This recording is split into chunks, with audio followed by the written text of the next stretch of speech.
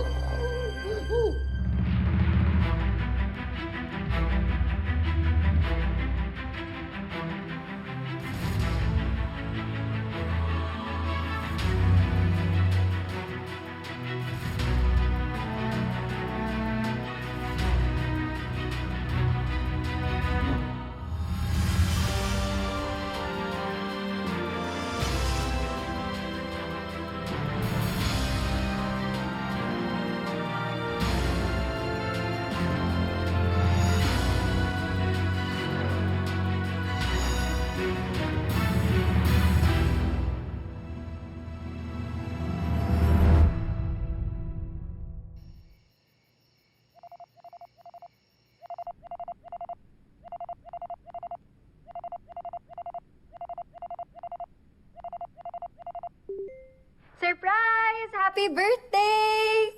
Oh, ba't kising ka pa? Duh! Birthday mo. Required ako mauna. Oh, make a wish. Kahit virtual lang.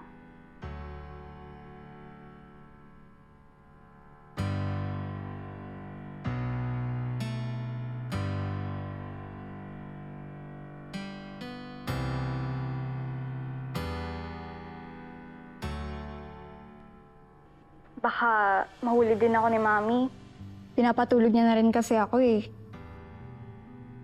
Sana talaga makapunta ka. Bakit? Yun ba yung virtual wish mo? O sige na. Good night na. Hinga. Ready? Ready when you are. 1, 2, 3.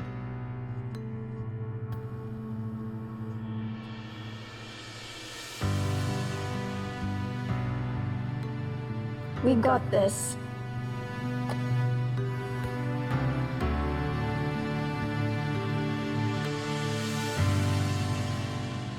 Ang bongga talaga ng birthday ni Jasmine, ah. 16 years old pa lang siya, pero parang pangdibo na halos. Siyempre, unang apo ni Sir Greg. Dapat sosyal. Social nga. Pero parati naman nag-aaway si Ma'am Marge, siya kasi Sir Paulo. Naku, sayang ang effort.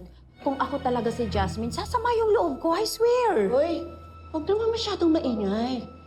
Hindi madali kay Ma'am Marge yun. Alam nyo. Totoo naman, Manang eh. Pero kita mo naman, intense dito araw-araw. Oo nga.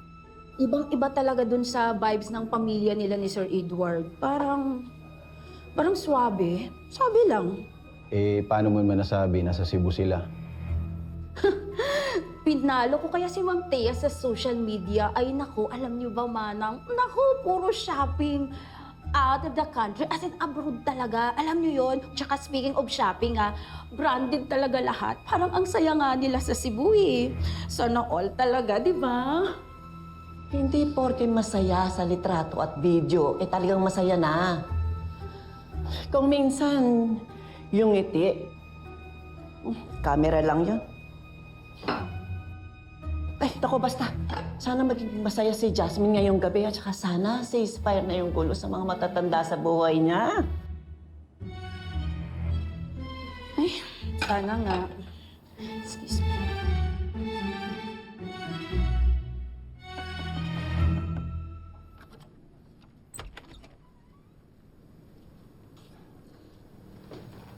Are you ready for your party tonight?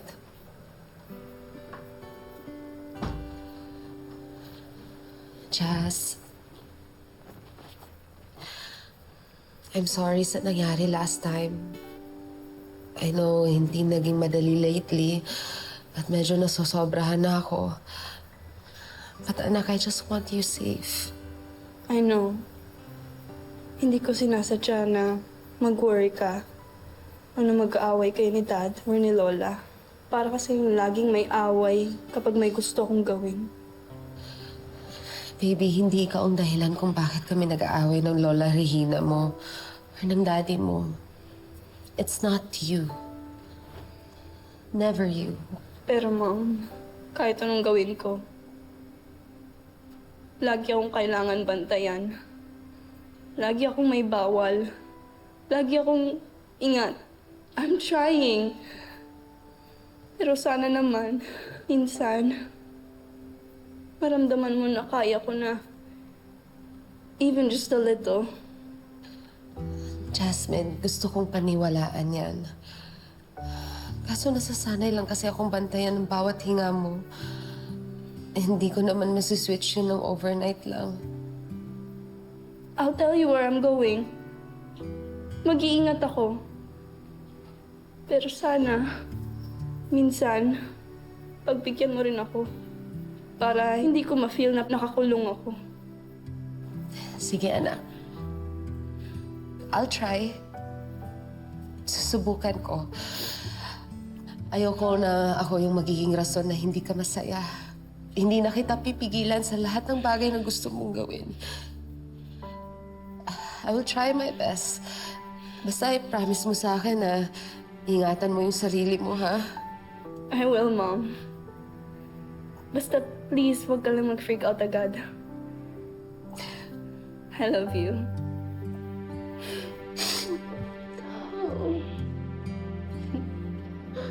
Mahal na mahal kita. Sobra. Ang dalaga na talaga tong baby ko.